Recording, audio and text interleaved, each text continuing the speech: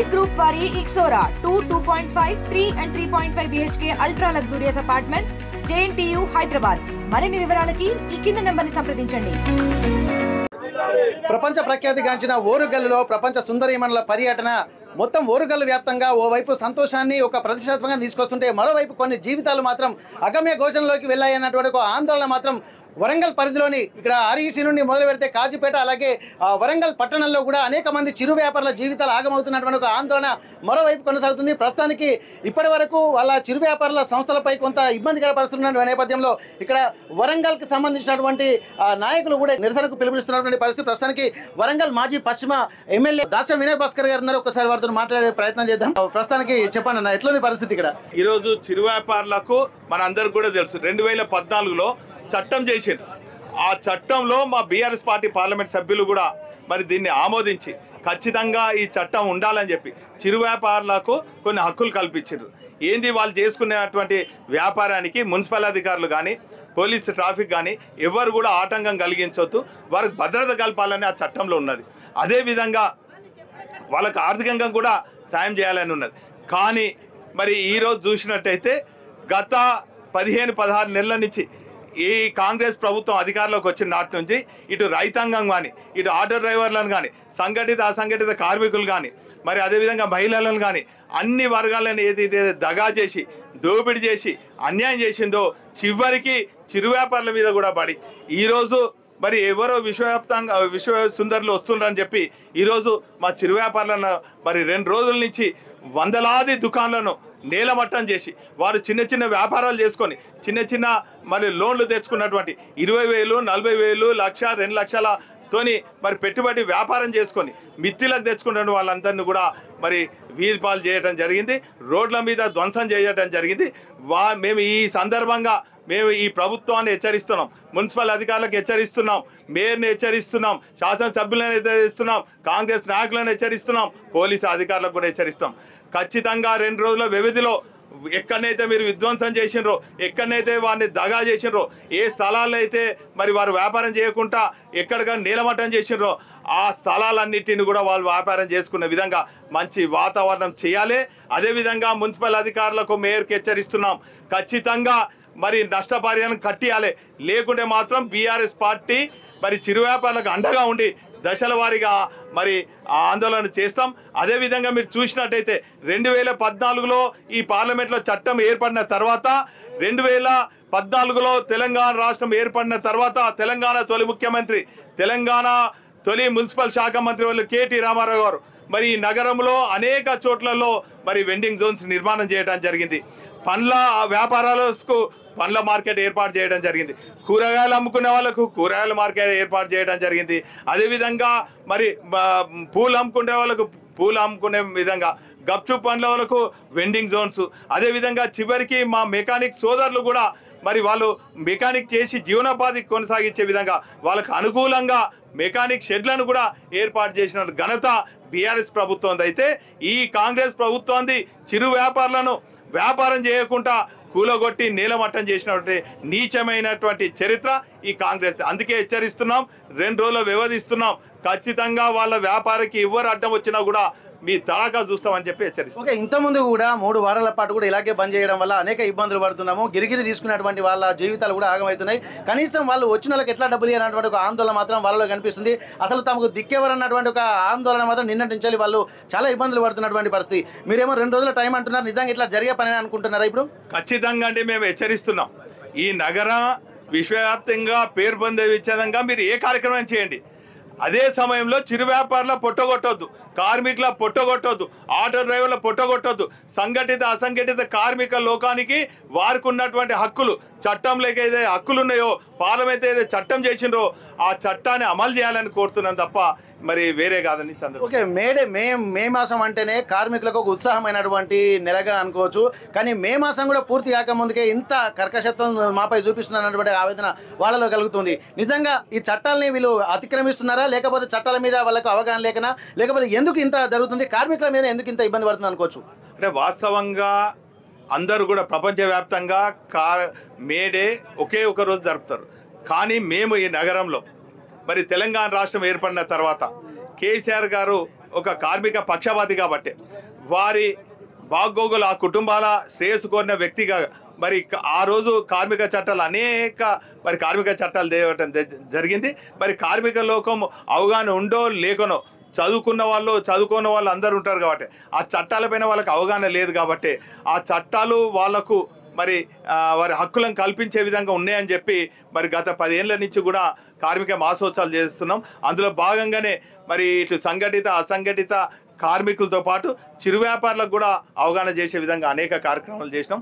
అందుకే ఈరోజు ఒక కార్మికుడు తిరిగి ఆ కుటుంబంలో ఒక కార్మికుడు ఉండొద్దనే ఉద్దేశంతో ఒక మేస్త్రి తాపి పట్టినటువంటి మేస్త్రి తిరిగి ఆ కుటుంబంలో తాపి పట్టొద్దని చెప్పి ఒక గుమస్తా మరి బట్టల షాప్లో తిరిగి ఆ కుటుంబంలో గుమస్తాగా ఉండొద్దని చెప్పి మేము కేసీఆర్ గారు పెట్టినటువంటి అనేక రెసిడెన్షియల్ పాఠశాలల్లో అనేక కళాశాలలో ఈ కార్మిక పిల్లలందరినీ కూడా చదివిస్తున్నాం.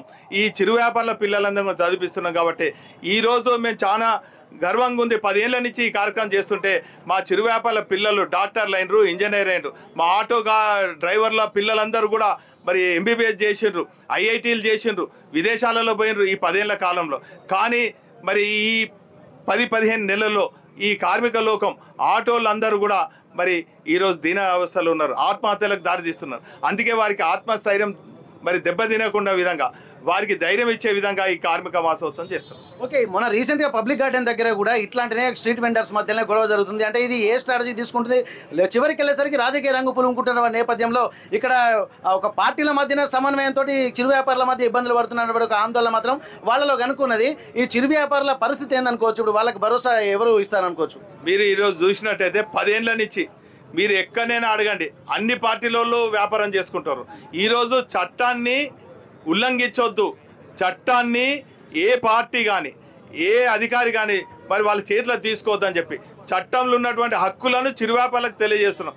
ఏ పార్టీలో ఇక్కడ అనేక మంది పార్టీలలో ఉండొచ్చు, కానీ ఈరోజు కొంతమంది అధికారుల కనుసైగలు అధికార పార్టీ కనుసైగలలో కొన్ని అడ్డాలను చిరు వ్యాపారులకు కాకుండా ఒక మరి వారిని అడ్డాలపైన జులుం చేసి పైసలు వసూలు చేస్తున్నారు. కాబట్టి అక్కడ ఉన్నటువంటి చిరు వ్యాపారులు వాళ్ళ మీద తిరగబడుతుంది తప్ప రాజకీయ రంగు పులిమేది లేదు.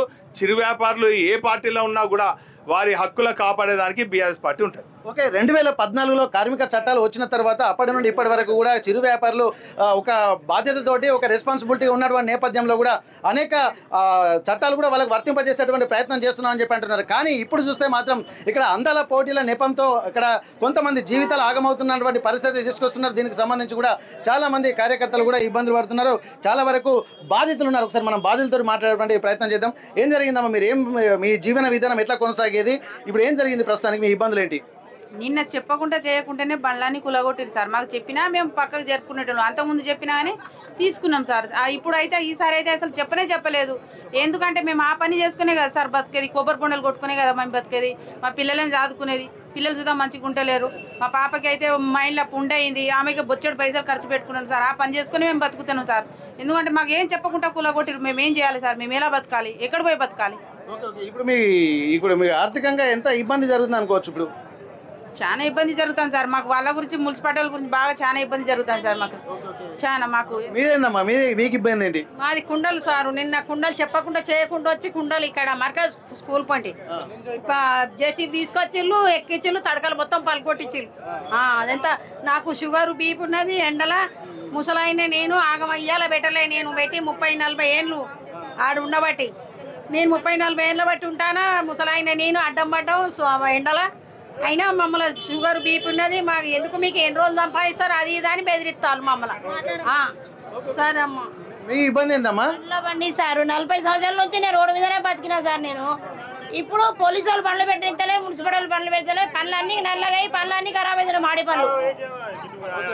మాడి పనులు మొత్తం ఖరాబ్ అవుతున్నాయి. బండ్లు తీయనిత్తలేరు. సరిగంతా ఆగా చేసారు నిన్న వచ్చి పండ్ల బండ్లు. మీదేమైందన్న? సార్ మాది టోపీలు అద్దాలు అమ్ముకుంటాను. టోపీలు రోడ్డు మీద టోపీలు అద్దాలు అమ్ముకుంటా. మొత్తం అద్దాలు బిద్దలు అందరూ గులగొట్టిరండి. మొత్తం తడకల బిడ్డలు అందరూ గులగొట్టారు. చెప్పకుండా వచ్చారు. ఏ టైంకి వచ్చిందంటే 12 గంటలకు వచ్చారు. పొద్దున 12 గంటలకు వచ్చారు. అన్ని షాప్ పెట్టుకున్న వాళ్ళు రెడీ పెట్టుకున్న వాళ్ళు వచ్చి మొత్తం చేసి వేసి మొత్తం గులగొట్టారు. అంటే మీకు అన్ని పనికి రాకుండా అయిపోయినాయి. అన్ని కొన్ని ఉన్నాయి, కొన్ని పనికి రాకుండా పోయినాయి. 10,000 లాస్ అయింది. ఓకే ఓకే మీదే ఉన్నాయి ఇంకా సార్ మాది గప్చు బండి సార్, అది చెప్పాలి సార్, మాకు చెప్పకుండా అవి తీసారు సార్, చెప్పకుండా తీసారు. మొత్తం ఒక 30-40 మాకు లాస్ అయింది సార్. అది చెప్పకుండా వాళ్ళు సడన్గా వచ్చారు సార్, సడన్గా వచ్చి మాకు పడదంగా సార్. ఇప్పుడు మేము బతికేది దాని మీదే సార్, అది పిల్లలకు రూమ్ కిరాయి దాని మీద మొత్తం దాని మీదనే మొత్తం పలగొట్టారు సార్. చెప్పకుండా వచ్చారు సడన్గా, ఇప్పుడు పిల్లల ఫీజు మా రూమ్ కిరాయి దాని మీద అన్ని ఇవి ఎలా బతకాలి సార్? అది దాని మీద సమస్య. నాది కూడా ఫుడ్ కోర్ట్ ఉంది. సో ప్రాయర్ ఇన్ఫర్మేషన్ లేదు, బిఫోర్ ఇంటిమేట్ కూడా మాకేమీ చేయలేదు. సో వచ్చేసారు, జేసీబీని తీసుకొని వచ్చేసారు. నాకు కాల్ చేశారు పక్కన షాప్ వాళ్ళు కాల్ చేసి చెప్పారు ఇలాగా. సో నేను అరౌండ్ ఒక 20 minutesలో రీచ్ అయిపోతాను ఏదైతే ఇల్లు ఉంది అక్కడ నుంచి. సో ఒక 15 minutes మిగిలిన షాప్స్ అన్నీ కూల్చుకుంటూ నా షాప్ వరకు వచ్చేసి నా షాప్ కూడా కూల్చేసింది. ఒక 5 minutes కూడా వాళ్ళు వెయిట్ చేయలేదు. వాళ్ళు ఒక 1 day బిఫోర్ ఇంటిమేట్ చేస్తుంటే మేము కూడా గవర్నమెంట్కి సపోర్ట్ చేయడానికి మేము కూడా విల్లింగ్ ఉంటుండే. బట్ ఒక 1 day బిఫోర్ ఇన్ఫర్మేషన్ మీరు ఏం చదువుకున్నారు ఫుడ్ కోర్టు పెట్టారంటే? నాకు అరౌండ్ 12 years ఎక్స్పీరియన్స్ ఉంది మొబిలిటీ అండ్ నాన్ బ్యాంకింగ్ ఫినాన్స్లో. సో నేను ఫుడ్ ఏమంటాం కుకింగ్ పైన చాలా ప్యాషన్ ఉంటుండే. సో దట్స్ వై నేను ఇది బిజినెస్ ఇనిషియేట్ చేశాను యాక్చువల్గా. సో ఏమైందమ్మా ఇంకే సమస్య ఏంది? అదే మాడిపాలు మొత్తం ఖరాబ్ అవుతున్నాయి, పెట్టనిస్తలేరు బండ్లు. ఓన్లీ పండ్ల బండ్లే పెట్టొద్దంట. అన్ని సరుకుల సమాధి మన అవి పెట్టుకోవచ్చంట, పండ్ల బండ్లే పెట్టొద్దు అంటుండు సార్లు పోలీసులు. మీ మీద ఎందుకు ఇట్లా ఆలోచించనుకోవచ్చు? పండ్ల బండ్లే పెట్టొద్దంట. ఐస్ క్రీమ్ బండి దగ్గర పోతలేరు సిఎస్ఆర్, మన దగ్గరికి వచ్చి బండ్లు పైకి పెట్టు, బండ్లు తీ అంటుండు. ఇక ముందుగా చెప్పి రవికు చెప్పలే. ఒక్క ట్రాలీ మాడిపాలు ఖరాబ్ అవుతున్నాయి. ఒక్క ట్రాలీ మాడిపాలు అంటే ఒక 10 మాడిపాలు నల్లబడుతున్నాయి. ఆడ పెట్టనిస్తలేరు. ఎంత నష్టం జరుగుతుండొచ్చు? ఒక్క ట్రాలీ అంటే మనకు కింటానికి ఒక 1000 రూపాయలు ఉంటుంది. అంటే ఇప్పుడు లెక్క పెట్టుకురాదు, కింటానికి 1000 అంటే ఒక్క 10 అంత ఉంటుంది. సర్కారు ట్రాలీ నిన్న తెచ్చినా ఒక 2 రోజులు 3 రోజులు కూడా బండి తీయొద్దని చెప్పలే, దాని వచ్చి బండ్లు పెట్టొద్దు అంటున్నారు. దాదాపు ఇక్కడ చూసినట్టయితే ఇక్కడ ముందస్తు సమాచారం ఇస్తే మేము ప్లాన్ చేసుకునేటువంటి వాళ్ళం కాబట్టి ముందస్తు సమాచారం లేకపోవడం వల్ల కూడా మేము ఆర్థికంగా కూడా నష్టపోతున్నామని చెప్పి అంటున్నారు. ఇప్పటి వరకు ప్రభుత్వం తీసుకుంటున్నటువంటి విధంగా మేము అనుకూలంగా ఉంటాము, కానీ ఒక సమాచారం ముందస్తుగా చెప్తే బాగుండన్నటువంటి ఆందోళన ఆవేదన మాత్రం వీళ్ళలో కలుగుతుంది. ఇప్పటి వరకైనా సరే తమకు ఒక జీవనోపాధి కల్పించే విధంగా ప్రభుత్వాలు చర్యలు తీసుకోవాలి. రోడ్ల పాలైనటువంటి జీవితాలని తమ మళ్ళీ పునరుద్ధరించాల్సినటువంటి బాధ్యత కూడా ప్రభుత్వానికి అన్నటువంటి విజ్ఞప్తి చేస్తున్నారు. అందులో భాగంగానే వరంగల్ మున్సిపాలిటీ కార్యాలయం ఎదుట కూడా ఇక్కడ చిరు వ్యాపారులు ఇక్కడ ఇబ్బందులు పడుతున్నటువంటి విషయాన్ని కూడా ఆర్టీవీతో తెలియజేసుకుంటున్నారు. ఇప్పటికే 10,000 మందికి పైగా చిరు వ్యాపారులు ఇక్కడ ట్రై సిటీస్లో ఉంటారు. వాళ్ళందరూ కూడా అనేక ఇబ్బందులు పడుతున్నటువంటి పరిస్థితిని కూడా ఇక్కడ మీడియా దృష్టి తీసుకొచ్చారు. ఖచ్చితంగా ప్రభుత్వం దీన్ని పునరాలోచించి మళ్ళీ తమ జీవితాలకు ఒక భరోసా కల్పించాల్సినటువంటి అవసరాన్ని కూడా చిరు వ్యాపారులు గుర్తు చేస్తున్నటువంటి పరిస్థితి. వరంగల్ మున్సిపల్ కార్పొరేషన్ ఆఫీస్ నుండి కెమెరా పర్సన్ వంశీతో వెంకటరత్నం, ఆర్టీవీ వరంగల్. ఇండియా పాకిస్తాన్ ఉద్రిక్తతలపై లేటెస్ట్ అప్డేట్స్ కోసం డౌన్లోడ్ చేసుకోండి RTV లైవ్ యాప్.